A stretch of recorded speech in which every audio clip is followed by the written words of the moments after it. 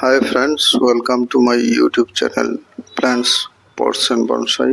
আমি প্রণব। আজ আমি একটি মরু গোলাপ তথা অ্যাডেনিয়ামের চারাকে রিপোর্টিং করব। বর্ষা শেষ হয়ে এসেছে, তো শীতের শুরু হয়নি, তো শারদীয়া দুর্গাপূজার প্রস্তুতি চলছে। তো এই শেষ সময়ে আমি এই অ্যাডেনিয়ামের চারাটিকে আজ রিপোর্টিং করব। এটাকে গত বসন্তে দ্যাট ইজ মার্চ মাসে আমি একটি আমার অ্যাডেনিয়ামের বড় গাছটিকে প্রুনিং করে এই দুটো ডালকে আমি এই পাত্রে বসিয়ে দিয়েছিলাম। তো এটা টিকে গেছে এবং চারাটিও বেশ বড় হয়ে গেছে। তো এটাকে আমি আরো আগে রিপোর্ট করতে পারতাম, কিন্তু চারাটি খুব অনেকটাই ছোট ছিল, তাই রিপোর্টিং এর কাজে হাত দেয়নি। এখন বর্ষার শেষ সময়, আর কিছুদিন পরে অ্যাডেনিয়ামকে আর রিপোর্টিং করা যাবে না, তাই আজ এটিকে রিপোর্টিং করার কাজ সেরে নিচ্ছি। তো দুটো ডাল আমি কাটিং থেকে বসিয়েছিলাম, তো একটি খুবই ছোট আর একটি ডাল বেশ বড় হয়ে গেছে। তো দুটোকে একসঙ্গে আমি এই মাটির টবের মধ্যে বসিয়ে দিচ্ছি। তো বসানোর জন্য আমি তৈরি করেছি, আমি এটাকে সিন্ডার এবং সঙ্গে মোটা বালি। আমার এখানে বর্তমানে দালানের কিছু কাজ চলছে, তো রাজমিস্ত্রিরা বালু নেট দিয়ে চেলে যেই মোটা দানা এবং পাথরের ওয়েস্টেজগুলি বেরোচ্ছে, সেগুলি মোটা বালি সহ আমি সিন্ডারের সঙ্গে মিশিয়ে সঙ্গে কিছু কম্পোস্ট দিয়ে এই মিডিয়ামটা তৈরি করেছি।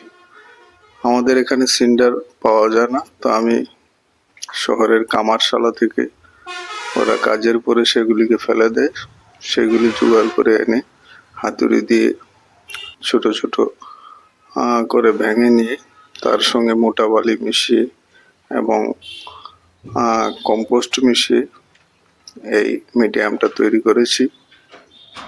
তবে আর যে রুট বলটাকে, সেটাকে আমি বেশি নাড়াচাড়া করলাম না।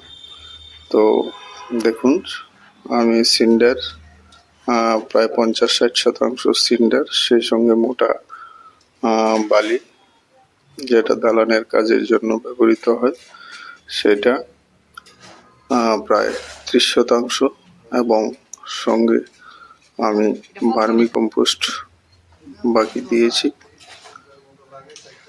মিলিয়ে, আর সামান্য নিমখোল দিয়ে দিয়েছি পোকামাকড় থেকে চারাটিকে রক্ষা করার জন্য। এইভাবে একটি সয়েল মিক্স তৈরি করে এর মধ্যে আমি চারাটিকে বসিয়ে দিচ্ছি। অনেক জায়গাতে সিন্ডার কিনতে পাওয়া যায়, তো আমাদের এখানে, আমি যেখানে আছি সেখানে সিন্ডার পাওয়া যায় না, তাই আমি কামারশালা থেকে সংগ্রহ করে গুঁড়ো করে ছোট ছোট ভেঙে নিয়েছি, নিয়ে এই সিন্ডারটা ব্যবহার করছি।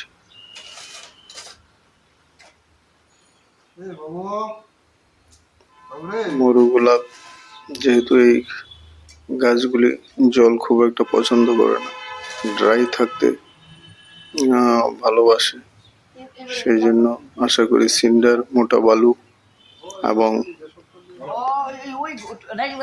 এই কম্পোস্ট সহযোগে মিডিয়ামটা এর জন্য ঠিকঠাক হবে, জলও বেশি ধারণ করবে না।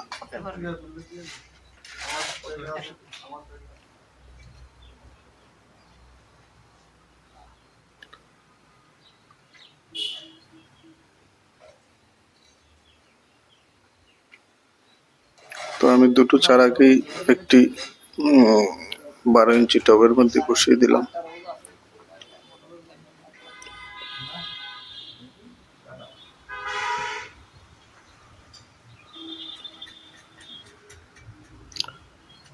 দিয়ে মিডিয়ামটাকে একটু চেপে দিলাম।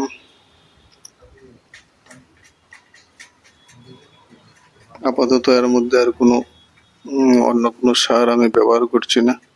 গাছগুলি যখন বসে যাবে, ঠিকঠাক মতো এস্টাবলিশ হয়ে যাবে, তারপরে অন্যান্য সার প্রয়োগ করা যাবে।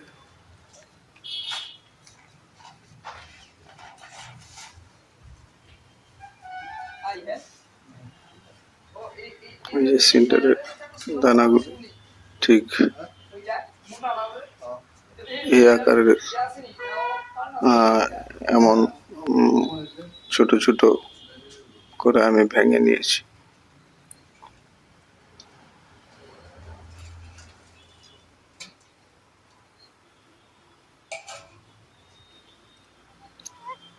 অ্যাডেনিয়াম এখনো যারা রিপোর্টিং করেননি, এখনই করে ফেলতে হবে। শীত পড়ে গেলে আর অ্যাডেনিয়ামকে রিপোর্ট করা যাবে না। রিপোর্ট করলেও ভালো রেজাল্ট পাবেন না। তো এখনো মাঝে মাঝে বৃষ্টি হচ্ছে, বর্ষার রেশ এখনো রয়ে গেছে কিছুটা, তাই আমি এই কাজটি করে নিলাম। তো এইভাবে আমি বসিয়ে দিয়েছি গাছটিকে। আপনাদের কাছে অ্যাডেনিয়াম থাকলে সেগুলির পরিচর্যা এবং রিপোর্টিংগুলি এখনই করে নেবেন ভালো ফুল পাওয়ার জন্য। তো ভিডিওটি ভালো লাগলে লাইক, কমেন্টস এবং শেয়ার করে উৎসাহিত করবেন। আর যারা নতুন দেখছেন এই চ্যানেলটিকে সাবস্ক্রাইব করে রাখবেন বেল আইকনটি চেপে দিয়ে, তাহলে সব ধরনের নোটিফিকেশন সময় মতো পেয়ে যাবেন। আমি সামান্য জল দিয়ে দিলাম টবের মধ্যে।